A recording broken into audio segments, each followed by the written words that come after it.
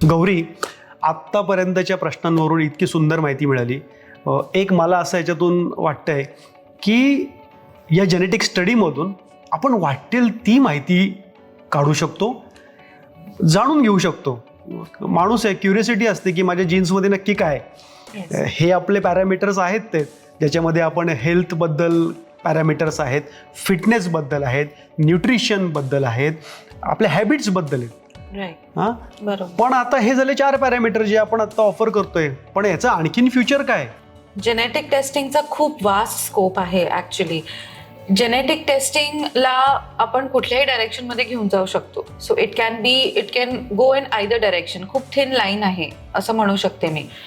आपण जे DNA wise मध्ये इन्क्लूड केलेले आहेत पॅरामीटर्स, हे असे पॅरामीटर्स इन्क्लूड केलेले आहेत ज्यांचा एखाद्या व्यक्तीला डे टू डे लाईफमध्ये उपयोग होऊ शकेल. Positively? Yes, positively. In the sense की असे पॅरामीटर्स आपण देतोय ज्याच्यामध्ये तो काहीतरी ॲक्शनेबिलिटी शोधू शकतो व्यक्ती. जसं न्यूट्रिशन रिलेटेड आपण जे आउटकम्स सांगतो किंवा टेंडन्सीज सांगतो, नुसतं सांगत नाहीये, त्याच्या पुढे काय करू शकतो. फिटनेसमध्ये पण तसंच आहे. हॅबिट्सच्या बद्दल पण जाणून घेतल्यावरती की त्याच्या पुढे मग नेक्स्ट स्टेप काय करायची, आणि at the same time disease risk बद्दल जाणून घेतलं आणि त्याच्या पुढे मग काय करायचं. सो नुसतं इन्फॉर्मेशन नाही तर त्याच्यावरती ॲक्शन काय घेऊ शकता. That is what we have done. So हा जसं येस फ्युचर आणि स्कोप खूप आहे, आपण त्याला डायरेक्शन देतोय. So with Indus is trying to give a proper positive direction to something which is really amazing and unique such as genetic testing with a product like DNA wise. Correct. So त्याची आहे. In fact त्याच्या पुढची अजून एक step आपण आता करतोय की रिसेंट मध्ये आपण मेड DNA वाईज म्हणून प्रोडक्ट इंट्रोड्यूस केले. मेड DNA वाईज, त्याच्याबद्दल थोडी माहिती दे. Yes. So med DNA wise मध्ये आता काय आपण करतोय की जसं स्कोप आणि त्याचं फ्युचर, आपल्या बॉडीमध्ये जसं मी सांगितलं की जीन्स आपल्या बॉडीमध्ये बऱ्याचशा आपल्या गोष्टी गव्हर्न करतात. म्हणजे आपली फूड रिस्पॉन्सेस, आपले एक्सरसाइज, आपले डिझीज रिस्क, हे सगळं जीन्स गव्हर्न करतं, जीन्सवरती निर्भर असतं. ॲट द सेम टाइम आपण जे मेडिसिन्स घेतो त्यांचं आपल्या शरीरामध्ये चयापचयन कसं होणार आहे हे पण जीन्स वरती अवलंबून असतं. कमाल आहे. So that is what made DNA wise as a product is trying to do and identify काय की तुम्ही जे मेडिसिन घेता त्याचं तुमच्या बॉडीमध्ये चयापचयन किंवा मेटाबॉलिझम कसं होणार आहे हे जेनेटिक स्टडी करून फाइंड आउट करू शकतो. का करायची आपण ही स्टडी, काय गरज आहे. अगेन द रिझन इज की आपल्याला मेडिसिन्स आपण जेव्हा घेतो तेव्हा एकच मेडिसिन 2-3 लोकांना सिमिलर वेमध्ये उपयोगी नाही पडत. काही लोक असतात जे त्या मेडिसिनला रिस्पॉन्ड करणार, काही लोक असतात जे काहीच रिस्पॉन्स दाखवणार नाहीत, आणि काही अशी लोक असतात ज्यांना सिरियस साईड इफेक्ट्स होतात. मेड DNA वाईज आपल्याला हेच आयडेंटिफाय करून देते की तुम्हाला त्या मेडिसिनचा साईड इफेक्ट होण्याचे चान्सेस आहेत का नाही, आणि ह्याच्याने काय फाइंड आउट होणार आहे हे तुमच्या डॉक्टरांसाठी मदत करणार आहे तुम्हाला राईट डोसेज ठरवण्यासाठी. Correct. So right dose, right drug in the right dose to the right individual.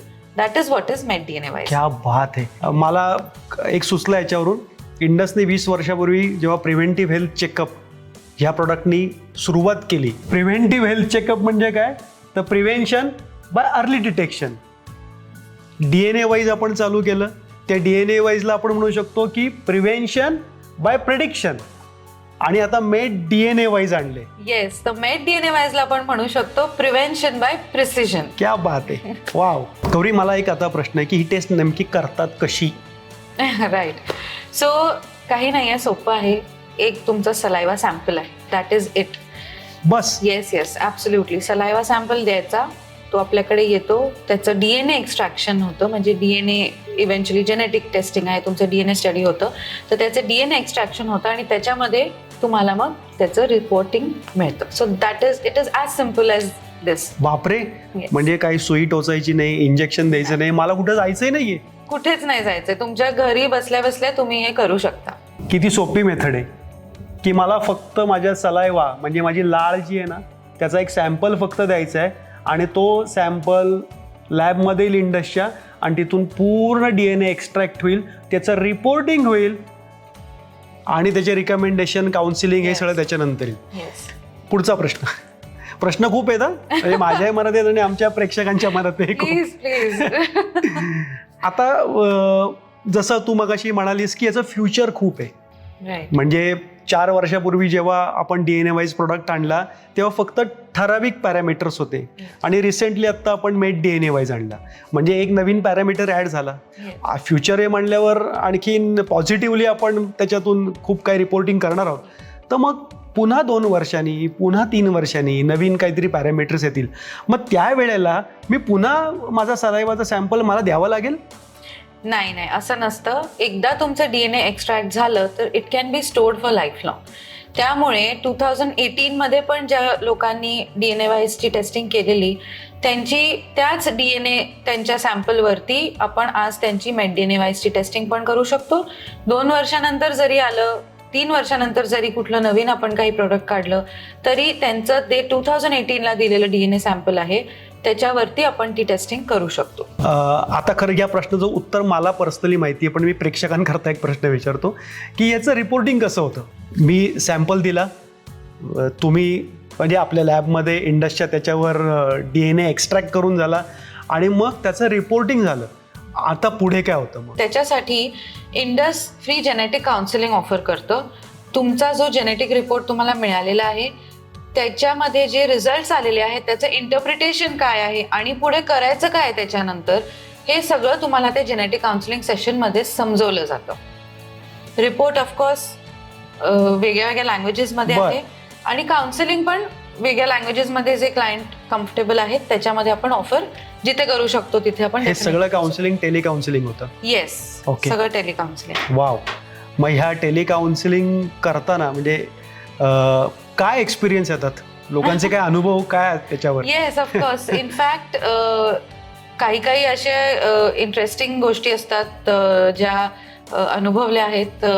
तर फॉर एक्झाम्पल आता आपण जेनेटिक टेस्टिंगमध्ये तुमच्या टेंडन्सीज सांगतोय की तुम्हाला एखादी गोष्ट होण्याची शक्यता आहे का नाही. तर एखादा व्यक्ती मला विचारतो की ओके मॅडम, आता हे मला विटॅमिन्स मिनरल्स ची कमतरता होणार आहे तर मी आता सप्लिमेंट्स घ्यायला सुरू करू का? नाही. तुम्हाला पहिले अंडरस्टँड करायचं आहे की ही जी आहे ही जेनेटिक टेंडन्सी आहे, ही शक्यता आहे. त्याच्यासाठी तुम्हाला सप्लिमेंट्स घ्यायचे आहेत का नाही तुम्हाला प्रॉपरली चेक करून बघायला पाहिजे की डेफिशियन्सी नक्की आहे का नाही आणि मग डॉक्टरांच्या सल्ल्यानुसार तुम्हाला सप्लिमेंट्स घ्यायचे. दुसरा एक प्रश्न होता की मॅडम ही मी टेस्टिंग केली तर माझ्या मुलाचं करिअर डिसाईड होईल का, त्याच्यामध्ये मला हेल्प मिळेल का? Okay, will it help in my child's career? This genetic testing is going to inform, म्हणजे ही जी जेनेटिक टेस्टिंग आहे तुम्हाला तुमचे हेल्थ रिस्क, तुमच्या न्यूट्रिशनल टेंडन्सीज, फिटनेस टेंडन्सीज आणि काही हॅबिट्स ह्या गोष्टींबाबतीतच सांगत आहे, सो दॅट तुम्ही एक फिट आणि हेल्दी बॉडी आणि डिझीज फ्री बॉडी ठेवण्यासाठी आणि हेल्दी लाईफस्टाईल ठेवण्यासाठी तुम्हाला ते प्रोॲक्टिव्हली मदत करेल. सो दिस इज व्हॉट ही टेस्ट येते. त्यामुळे करिअरचं वगैरे हे सो असे काही फन क्वेश्चन्स आणि वेगवेगळ्या प्रकारचे येत असतात. असं माझा पुढचा प्रश्न की याची रिलायबिलिटी काय, म्हणजे किती ऑथेंटिक, हा निगेटिव्ह शब्द वाटेल कदाचित, पण मी म्हणतो की याची काय रिलायबिलिटी या रिपोर्टची? सगळ्या नाही, नक्कीच. बिकॉज जसं आपण इनिशियली डिस्कस करत होतो की नवीन आहे ही गोष्ट, त्यामुळे हा प्रश्न साहजिक आहे पडणं लोकांना. जेनेटिक टेस्टिंग आपण जे करतो ते खूप ॲडव्हान्स्ड टेक्नॉलॉजीज असतात. DNA analysis, advance DNA analysis technologies आहेत. ह्याच्या मागे खूप रिसर्च झालेला आहे, त्यामुळे खूप इंटरनॅशनल आणि नॅशनल जेनेटिक गाईडलाईन्स आहेत जे आपण रेफर करतो, जेनेटिक डेटाबेसेस आहेत जे रेफर होतात आणि मल्टिपल क्वालिटी चेक्स आपण करतो वेगळ्या वेगळ्या लेवल्सवरती सॅम्पलिंगच्या, DNA सॅम्पलिंगच्या. त्यामुळे कुठेही काही स्कोप ऑफ एरर आपण ठेवत नाही आहे. At whatever is the best of our knowledge, today's scientific knowledge, आपण ती वापरतो आहे या रिपोर्टिंगसाठी. ग्रेट. मगाशी एक प्रश्न विचारला त्याच्यातून मला एक सुचला आता खरं तर की मुलांबद्दल पालकांचा जो प्रश्न होता, कदाचित आपण एक सोल्युशन अशा अर्थाने निघू शकतं का, युअर एक्सपर्ट तू उत्तर देऊ शकतेस, की एखादा टीनेजर मुलगा असतो आणि पेरेंट्सला वाटत असतं की त्यांनी स्पोर्ट्समध्ये करिअर करावं, cricket, football, basketball, what ever, कुठल्या तरी स्पोर्ट्समध्ये करिअर करावं, त्यावेळेला आय थिंक येस. हा रिपोर्ट फार महत्त्वाचा ठरेल.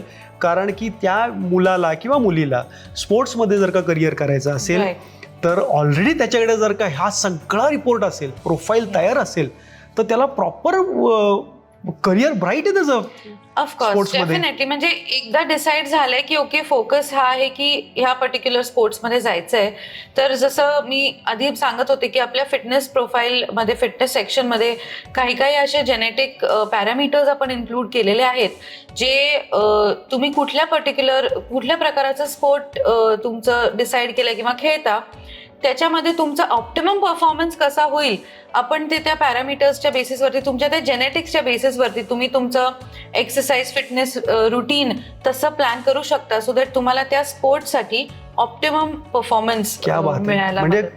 खूप फायदा होईल याचा. हे Yes. पूर्वीचे जे स्पोर्ट्समन होते यांनी ह्या अनुभव कधी घेतलाच नसेल. पण मी हे कुठेतरी स्पोर्ट्स मॅगझिन मध्ये वाचलं होतं की अनेक आत्ताचे जे काही स्पोर्ट्समन आहेत हो, ते हो. जेनेटिक टेस्ट करायला लागलेले आहेत आणि हो. त्याच्यानुसार त्यांचा डाएट आणि एक्सरसाइज ते Absolutely. डिफाईन करतायत. ऑफकोर्स, इनफॅक्ट काही एक्झाम्पल्स म्हणजे वी ऑल नो, क्रिकेटर्सनी काही Yes. केलेलं आहे, Virat Kohli has done it. In fact tennis players, जे इंटरनॅशनल टेनिस प्लेयर्स आहेत, Rafael Nadal has done it. म्हणजे इनफॅक्ट एक एक्झाम्पल त्याचं द्यायला आवडेल मला इथे की त्याला अकिलीस टेंडन आपल्या बॉडीमध्ये असतो, आपल्या टाचेपासून हो, काफ हो. मसल्स पर्यंत. तर रिपीटेड इंजरीज त्याला त्याच्यामध्ये बऱ्याच वेळेला व्हायच्या. सो आय डोंट नो, जे प्रेक्षक टेनिस बघतात त्यांना माहिती असेल, तो इंजुरीजसाठी बऱ्याच वेळेला काही सीझन तो खेळू शकला नाहीये. त्यांनी जेनेटिक टेस्टिंग केली आहे अशा प्रकाराची आणि त्याच्यामध्ये त्याला त्याचं न्यूट्रिशन आणि फिटनेसमध्ये काय त्याला प्रिकॉशन्स घ्यायला पाहिजे ते कळालंय. And after that sure enough you can see his performance आता रिसेंट ह्याच्यामध्ये. So it has definitely help, you know. So it is very, yes. थोडीशी लिबर्टी घेतो. नदाल आणि मी आम्ही या बाबतीत सेम आहोत. मलाही अकिलेस टेंडनचा फार प्रॉब्लेम आहे. सो तुम्ही केली का नाही मग? नाही, हे खूपच फायद्याचं आहे. आता एक मेट DNA वाईज फार्माकोजेनेटिक्सचं जे एक्झाम्पल आहे, केस एक्झाम्पल, ते मला द्यावंसं वाटेल इथे. एक लेडी होत्या, अराउंड 46-50 इयर ओल्ड होत्या त्या, आणि त्यांना ॲसिड रिफ्लक्सचा खूप प्रॉब्लेम होता खूप वर्षांपासून. मला वाटतं जवळजवळ 7-8 वर्षांपासून त्यांना या ॲसिड रिफ्लक्सचा प्रॉब्लेम होता. 7-8 वर्ष आधी डॉक्टरांनी जे त्यांना प्रिस्क्राईब केलेलं अँटासिड किंवा अँटी ॲसिड रिफ्लक्स तेच त्या घेत होत्या. ऑफकोर्स त्याचा 1-2 वर्ष त्यांना काहीतरी इफेक्ट झाला.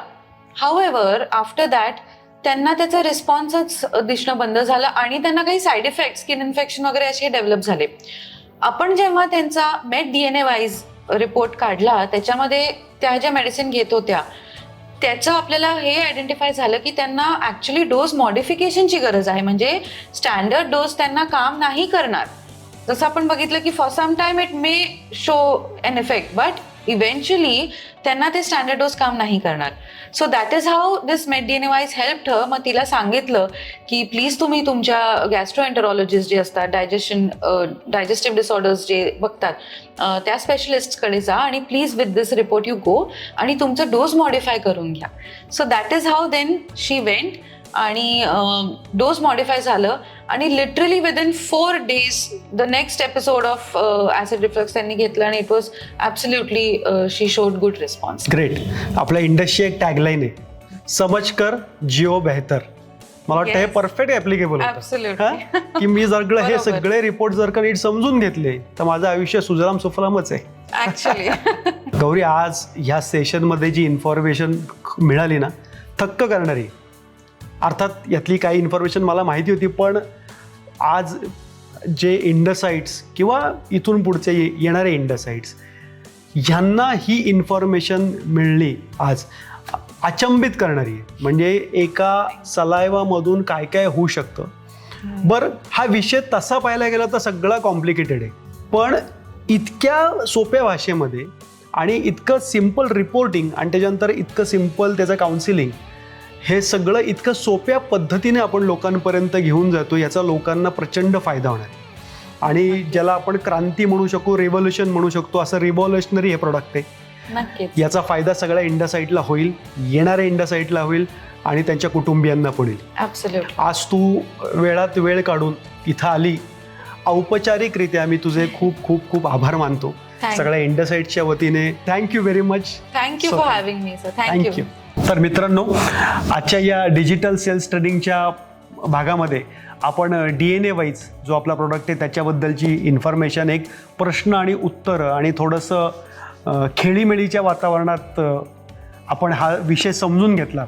हा विषय ह्या फॉर्मॅटमध्ये समजून घ्यायचं कारणच हे होतं, हा विषय टेक्निकली थोडासा जड आहे, पण जर का आपण तो सोप्या भाषेत लोकांपर्यंत पोहोचवला तर त्याला प्रचंड मोठ्या प्रमाणात रिस्पॉन्स मिळतो, हे प्रूव्हन आहे. DNA वाईज प्रोडक्ट हा त्याचं रिपोर्टिंग, त्याच्यानंतर त्याचं काउन्सिलिंग आणि त्याच्यानंतर तो ज्या स्वरूपात मला मिळणार आहे ही पद्धत आपण अतिशय सोपी ठेवली आहे. त्या सोप्या पद्धतीचा जर का आपण नीट उपयोग करून घेतला तर आपल्याला त्याचा खूप फायदा आहे. जसं की आपल्याला सगळ्यांना माहिती आहे, आपण वापरतो आपलं इंडसाईट ॲप आहे, मोबाईल ॲप आहे. या ॲपमध्ये आपले सगळे रिपोर्ट्स आहेत. एका क्लिकवर मी त्या माझा अख्खा DNA वाईजच्या रिपोर्टला माझा ॲक्सेस मिळू शकतो. मगाशी त्यांनी सांगितलं मेड DNA वाईज रिपोर्ट हा केवढा इम्पॉर्टंट आहे. म्हणजे माझ्या घरामध्ये सिनियर सिटीजन्स आहे की कशाला, मी पण आता आलो आहे ना, मी 45+ आहे. प्रत्येकाच्या घरात या एज ग्रुपमधली लोक आहेत. या सगळ्यांना हा रिपोर्ट महत्त्वाचा आहे. आज मी जर का कुठल्या डॉक्टरांकडे गेलो एखाद्या स्पेसिफिक आजारावर ट्रीटमेंट घेण्याकरता, तर मी ऑलरेडी तो रिपोर्ट डॉक्टरना दाखवू शकतो की डॉक्टर हा माझा मेड DNA वाईजचा रिपोर्ट, ज्याला आपण फार्मोकोजेनॉमिक्स म्हणतो, हा रिपोर्ट दाखवून डॉक्टर ठरवतील मला कुठलं मेडिसिन प्रिस्क्राईब करायचं. मित्रांनो, या प्रोडक्टची समाजाला नितांत गरज आहे आणि आपण त्याच्याकरता एक अत्यंत महत्त्वाचं माध्यम ठरू शकतो की हा उत्तम प्रोडक्ट लोकांपर्यंत घेऊन जाऊ शकू. आज गौरी पंडित इथं आल्या, सोप्या भाषेमध्ये हा विषय आपल्याला समजला, आपल्यालाही समजला असेल. आता तेवढ्याच सोप्या भाषेत आपल्याला लोकांपर्यंत पोचवायचं आहे. तुमचं खूप खूप आभार आणि धन्यवाद. Wish you all the best. Indus health plus, समझकर जियो बेहतर.